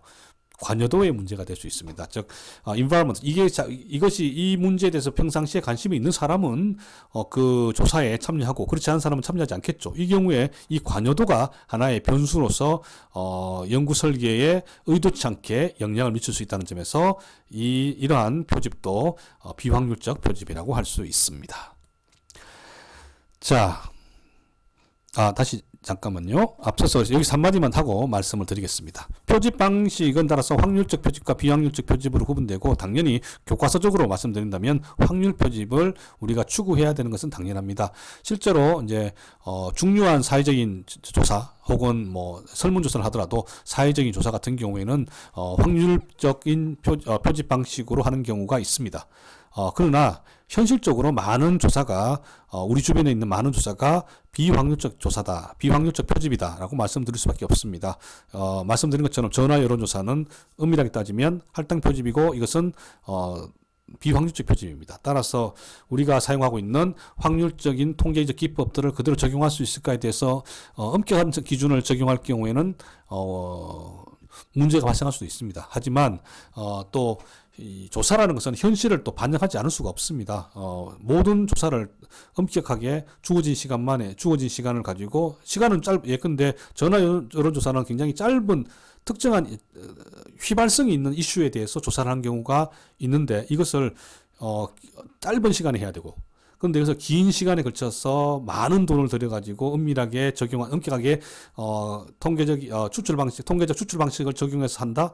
쉽지 않겠죠. 따라서 현실적인 측면도 감안해서 우리가 접근을 해야 된다라고 말씀을 드리고, 학술적으로 글을 쓰는데 실무적인 측면에서는 더더욱 현실적으로 비확률적 표집을 사용하는 경우가 많다라는 점을 미리 말씀을 드리겠습니다. 이것은 이제 비확률적 표집이 좋다라는 것이 아니라 밸런스를 좀 이렇게 어느 정도의 균형 감각을 여러분들께서 감안할 필요가 있지 않을까라는 측면에서 말씀을 드리고자 합니다. 자, 그리고 이제 분석 방법입니다. 이제 데이터를 수집을 했습니다. 수집을 하기 위해서는 이제 샘플링을 했고요. 그 샘플링 했는 데이터, 샘플링을 해서 조사를 하면서 우리가 척도, 스케일을 사용했습니다. 자, 이렇게 해서 데이터를 모았다면 거기서 끝나는 것이 아니라 그 데이터를 이제 분석을 해야겠죠. 자, 우리가 이제 다음부터는 이제 본격적으로 다음 주부터는 이제 좀 본격적으로 데이터를 좀 다룰 기회가 있을 거라고 이제 생각이 되는데요. 그럼 이제 여기서는 분석 방법에 대해서 대체적으로 한번 설명을 드리고자 합니다. 분석 방법의 통계적 분석 방법. 근데 사실은 통계적이지 않은 경우도 있습니다. 오늘 이번 학기에 우리 함께 공부할 분석 방법 중 물론 다가 아닐 수도 있습니다. 분석 방법의 선정 기준은 척도에 따라서 일단 우리가 고민을 할 필요가 있습니다. 우리가 어떠한 데이터가 있고 그 데이터를 가지고 활용해서 분석을 할 때 어떤 분석 방법이 좋을까라고 고민을 하게 되는데요. 두 가지를 고민하게 됩니다. 첫 번째는 이제 척도의 종류에 따라서 분석 방법이 제약이 될 수 있습니다. 예를 들어서 질적인 척도 말씀을 드렸죠. 질적인 척도로 만약에 측정을 했다면 양적인 척도를 사용해서 할 수 있는 통계적 기법은 사용하기 어려워집니다. 예를 들어서 일반적인 회귀 분석은 종속 변수가 양적인 데이터여야 합니다. 그런데 만약에 양적인 데이터가 아니라 질적인 데이터, 예를 들어서 서열 변인으로 측정했다면 이것을 일반적인 회귀 분석을 적용해서 통계적 처리하기에는 상당히 어려워집니다. 물론 여기에 맞춰서 또 새로운 회귀 분석 기법도 있지만 일반적인 회귀 분석의 경우에는 어려워진다는 것이죠. 따라서 척도의 종류에 따라서 분석 방법이 제약될 수 있다는 점을 아시고, 그런 면에서는 우선 일종의 하나의 팁으로서 기본적으로는 양적 척도로 측정하는 것을 고민할 필요가 있다는 것이겠죠. 양적 척도는 질적 척도로 전환이 가능하죠. 그렇죠? 구문이라든지 서열을 매길 수 있으니까. 그렇지만 반대로 질적 척도는 양적 척도로 전환이 어렵다는 거죠. 따라서 나중에 전환의 편리성까지 고민한다면 양적 척도로 가급적 측정을 하려고 노력하는 것이 좋겠다라고 하는 것이죠. 예를 들어서 우리가 말씀을 드린다면 여러분들이 상품 중에서 좋아하는 상품 10가지의 상품을 주고 이 중에서 좋아하는 상품 3가지를 고르세요. 혹은 순서에 따라서 3가지의 상품을 고르세요 라고 한다면 사실은 좀 난감해집니다. 왜냐하면 그것은 이제 질적 변수가 되니까. 그런데 그게 아니라 10개의 상품이 있고 그 상품에 대해서 1점에서 5점 척도, 리커트 척도를 주면서 좋아하는 정도를 표기해 주세요. 물론 리커트 척도는 좀 논쟁의 여지가 있지만 일반적으로 사회과학에서는 양적 척도로 인정하니까. 그렇다면 자, 이런 경우에는 이제 우리가 양적 척도로 측정하게 되잖아요. 그렇게 되면 이렇게 되면 훨씬 더 통계적으로 처리하기가 쉬워진다라고 말씀드릴 수 있습니다. 그리고 두 번째로는 연구 목적에 따라서 또 분석 방법이 달라집니다. 예를 들어서 회귀 분석을 많이 사용하는데요. 독립 변수와 종속 변수 간의 관계를 분석하기 위해서 회귀 분석을 쓴다. 그런데 만약에 거기에 미디에이팅 베리어블, 중개 변수 같은 것들이 만약에 고려가 되고 또 실제로 그 중개 변수의 영향력을 측정하는 것이 중요한 연구 목적이라면 회귀 분석만으로는 안 되겠죠. 회귀 분석은 독립 변수와 종속 변수 간의 직접적인 관계만을 테스트하는 것이 일반적이니까요. 이 경우에는 미디에이팅 베리어블, 즉 중개 변수를 연구 모형에 투입해서 분석할 수 있는 다른 기법, 예를 들어서 구조 방정식 모델 같은 것들이 필요하다는 것이죠. 따라서 척도의 종류 그리고 연구 목적에 따라서 분석 방법이 달라질 수 있다라는 점을 말씀을 드립니다. 자, 그러면 이제 분석을 할 때 첫 번째로 우리가 보통 많이 하는 분석이 기술 통계입니다. Descriptive Statistics가 있죠. 칼 피어슨, 제가 말씀드렸죠. 대표적인 통계학자인 칼 피어슨이 이 분야에서는 상당히 많은 기여를 했는데요. 기술 통계란 말 그대로 우리가 가지고 있는 데이터의 속성을 개괄적으로 보여주는 그러한 수치입니다. 즉 표본의 속성을 집약해서 제시하는 것이겠죠. 예를 들어서 빈도, 빈도, 프리퀀시죠. 예컨대 우리가 설문조사를 100명 했다면 이 중에서 여성은 몇 명이고 남성은 몇 명이다. 이렇게 하는 것, 이러한 수치를 우리가 구한다면 빈도이고요. 혹은 이제 평균값, 예를 들어서 게임 이용 시간의 평균값, 혹은 표준 편차, 나중에 나옵니다. 편차죠. 그리고 외도와 첨도, 이것은 이제 분포가 얼마만큼 좌우 대칭을 하는지 혹은 정규 분포를 이루는지와 관련된 수치들인데요. 이런 것들은 이제 표본의 속성을 보여줍니다. 따라서 이런 것들을 보여주는 것이 기술 통계입니다. 가장 먼저 하는 것이죠. 데이터가 일단 들어오면 전처리를 해서 데이터를 다듬은 다음에 실제로 분석을 하게 되면 먼저 기술 통계를 통해서 대략적인 우리가 가지고 있는 데이터의 분포나 특성을 먼저 확인하는 그런 작업을 거치게 됩니다. 자, 이러한 기술 통계 이후에는 이제 실질적으로 가설을 검증하거나 추론을 하는 그러한 통계를 하게 되는데요. 추론 통계라고 할 경우에는 모집단이 아니라 샘플을 이용해서 데이터를 돌린 다음에 데이터를 분석한 다음에 그 결과를 가지고 모집단의 수치인 모수치를 추정하는 것을 이제 추론 통계 혹은 추리 통계라고 하는데요. 그 기법들이 이제 적용이 됩니다. 예를 들어서 t-테스트가 대표적인 거죠. t-테스트부터 시작합시다. t-테스트가 가장 간단한 추론 통계 중에 하나니까요.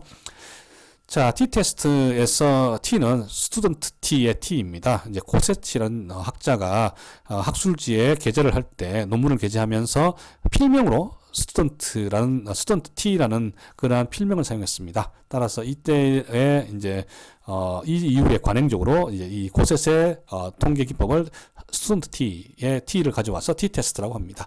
여기서는 이제 자, 우리가 나왔죠. 예를 들어서 분석 방법을 선정할 때는 척도의 종류도 감안해야 되고 그리고 연구 목적도 감안해야 된다고. 여기서 보면 척도의 종류가 독립 변수가 명목 척도이고 종속 변수는 등간 이상인 경우라는 것이죠. 즉 독립 변수는 명목 척도로 예컨대 여기서 본다면 남성과 여성 혹은 혹은 이제 예를 들어서 기업 A와 기업 B 예를 들어서 이렇게 광고비의 수준을 본다면요. 기업 A와 기업 B, A 집단과 B 집단. 예를 들어서, 그러니까 A라는 산업에 있는 기업들과 B라는 산업에 있는 기업들을 두 집단으로 나누고 그 두 집단의 광고비 비율, 전체, 지출에서 광고비가 차지하는 비율을, 알고 싶다고 한다면 그 비율의 값을 우리가 이제 비교할 수 있겠죠. 즉 집단 간의 평균값을 비교할 때 t-테스트를 사용할 수 있습니다. 이때 근데 이제 꼭 이거는 이제 집단 간 평균값을 비교한다고 하지만 꼭 그런 건 아닙니다. 1표본 t-테스트는 하나의 집단만 대상으로 하나의 집단의 평균값과 그 다음에 기준이 되는 값과의 차이를 보는 것도 있습니다. 이거는 1표본 t-테스트가 있고 또 우리 말하는 것처럼 집단이 다를 경우에는 독립표본 t-테스트라고 하고 동일한 집단을 대상으로 2번 조사를 해서 그 값을 비교한다면 대형표본 t-테스트가 됩니다. 자, t-테스트의 장점 중에 하나는 사례수가 많은 경우 그리고 적은 경우에도 모두 사용할 수 있다는 것입니다. 보통 여기 사례수가 많다 적다라는 개념은 이제 정규 분포를 이룰 수 있느냐가 기준인데요. 좀 이렇게 굉장히 느슨하게 좀 이렇게 플렉서블하게 적용했을 때 한 사례수가 30개 정도 되면 이제 어느 정도 정규 분포가 이루어진다고 가정하고 그러한 정규 분포에 이제 근접하게 되는 것이 30인데 그래서 따라서 일반적으로는 사례수가 30 이상은 되어야 되지 않겠냐라는 것이 통계학적인 접근입니다. 하지만 t-테스트 같은 경우에는 30보다 적을 경우에도 사례수가 적용할 수 있다는 점이 장점이다 라고 말씀드릴 수 있습니다.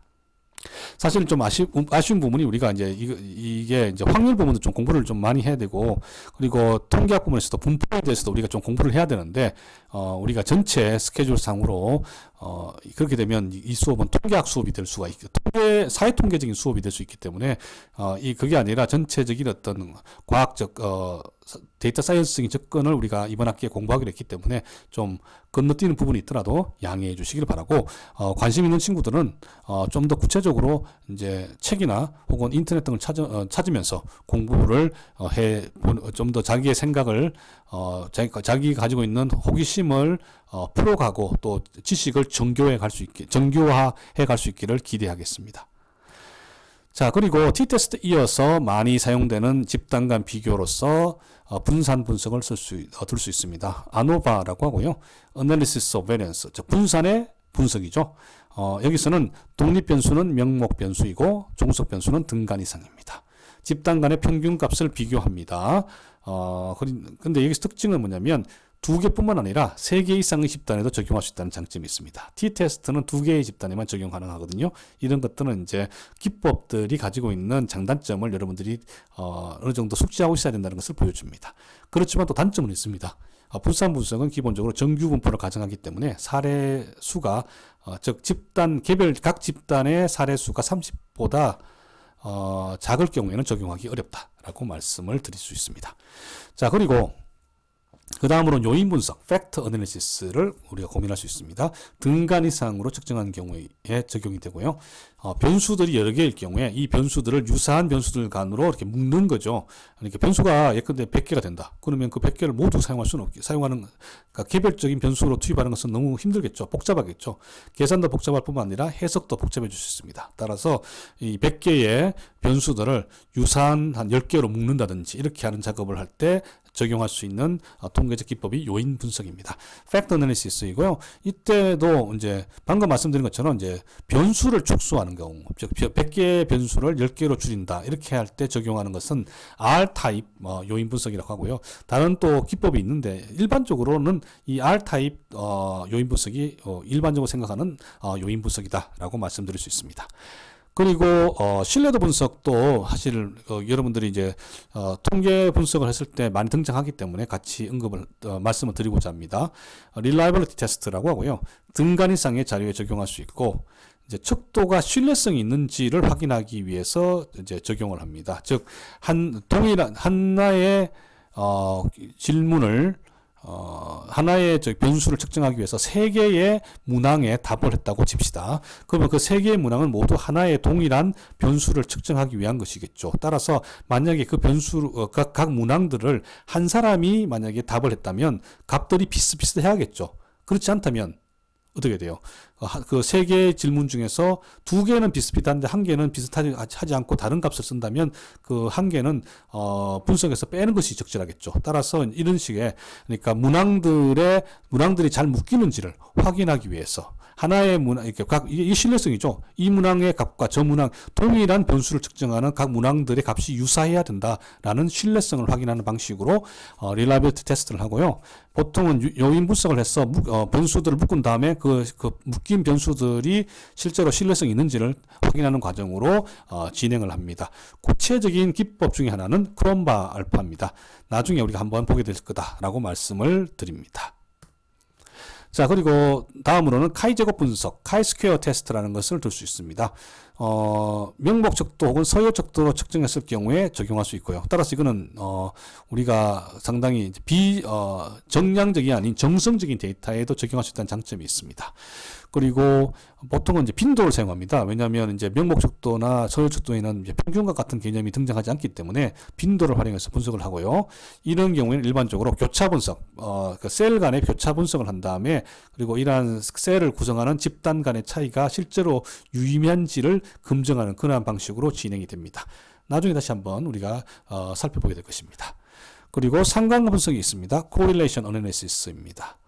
변수들 간의 관계가 있는지, 그리고 있다면 어떤 방향이고 강도가 얼마나 있는지 이런 것들을 분석할 때 사용하는 것이고요. 그래서 우리가 인과관계 이전에 상관관계가 있다고 말씀을 드렸죠. 그 상관관계를 분석하는 기법이 상관 분석입니다.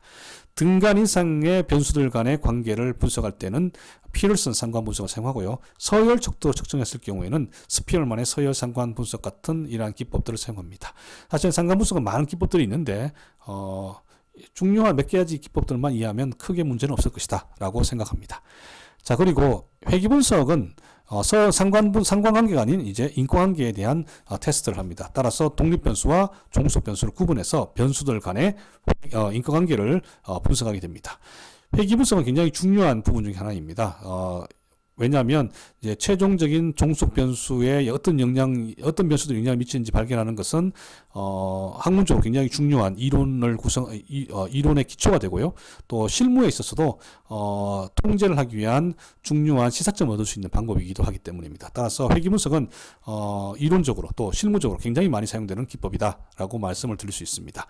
그런데 이때 종속 변수는 하나인데 독립 변수를 하나만 투입했을 때는 단순 회귀 분석, 그렇지 않고 종속 변수는 하나인데 독립 변수를 여러 개 투입했을 때는 다중 회귀 분석이라고 합니다. 그리고 독립 변수 중에서 양적인 변수만 투입하는 것이 아니라 질적인 변수도 투입할 수 있는데 특히 노미널 베리어블, 즉 명목 변수를 투입했을 경우에는 더미 변수 회귀 분석이라고 합니다. 그리고 조절 변수를 통해서 조절 변수가 실제로 조절 변수 말씀을 드렸죠. 독립 변수와 종속 변수 간의 관계가 있는지를 독립 변수가 종속 변수에 미치는 영향력을 평가시킬 수 있는 변수를 조절 변수로 한다라고 말씀을 드렸고, 이러한 조절 변수의 영향력을 확인할 수 있는 회귀 분석을 조절 변수 회귀 분석이라고 합니다. 그리고 매개 회귀 분석이 따로 있는데요. 이것은 이제 기법적으로 개발이 되었습니다. 일반적으로 회귀 분석은 독립 변수에서 다이렉트로 종속 변수로 영향을 미치기 때문에 중개 변인 혹은 매개 변인의 영향력은 확인하기 어려운데, 기법적으로 이제 이 매개 변수의 영향력을 확인하는 방법이 제시되었습니다. 발견되었습니다. 이러한 발견에 기초한 분석을 매개 회귀 분석이라고 합니다.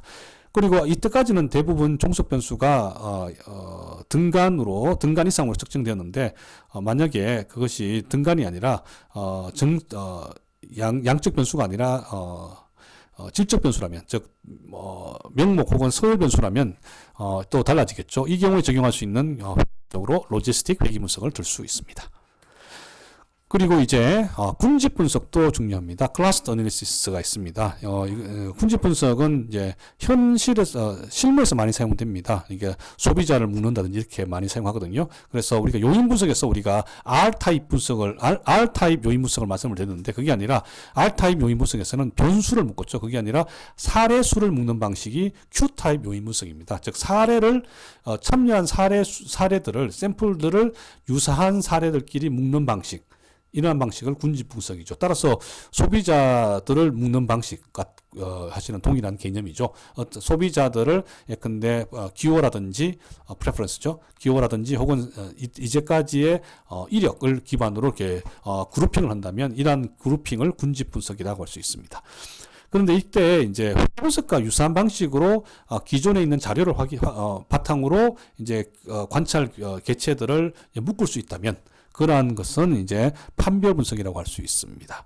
자, 판별 분석과 군집 분석의 가장 큰 차이 중에 하나는, 군집 분석에서는 종속 변수가 없지만 판별 분석에서는 종속 변수가 있습니다. 즉 집단이라는 종속 변수가 있거든요. 이에 따라서 기존 자료를 활용해서 관찰 개체들을 이제 이렇게 일종의 종속 변수로서 집단으로 묶습니다. 목적에 있어서는, 따라서 결과적으로는 이제 묶는다는, 즉 사례수를 묶는다는 측면에서 목적에 있어서는 군집 분석과 판별 분석은 유사하지만 그 형태는 상이하다라고 말씀을 드릴 수 있습니다. 그리고 구조 방정식 모형을 들 수 있습니다. 이거는 좀 설명을 드렸고, 이거는 좀 어려운, 상대적으로 기존에 있는 기법보다는 좀 어려운데요. Structural Equation Modeling이라고 하는데, 이것은 확인적 요인 분석과 경로 분석이 결합된 형태입니다. 말씀드린 것처럼 이제 요인 분석도 하고요. 그러면서 또 회귀 분석이 할 수 없는 중개 변수의 영향력까지 함께 보는 경로 분석도 같이 합니다. 따라서 구조방정식 모델을 적용할 경우에는 인과관계의 분석이 정교화될 수 있다라고 말씀드릴 수 있습니다. 그리고 한 두 가지 정도 더 추가로 말씀드리고 싶습니다. 텍스트 마이닝이 있습니다. 이 텍스트 마이닝부터는 사실 통계적 기법은 아닙니다. 별도의 기법입니다. 텍스트를 이제 판다는 거죠. 이제 마이닝, 탄광에서 이제 채굴하듯이 이렇게 찾아다닌다는 거. 숨겨진 의미, 구조를 발견하기 위해서 이렇게 서치하는 것을 텍스트 마이닝이라고 하는 것이죠.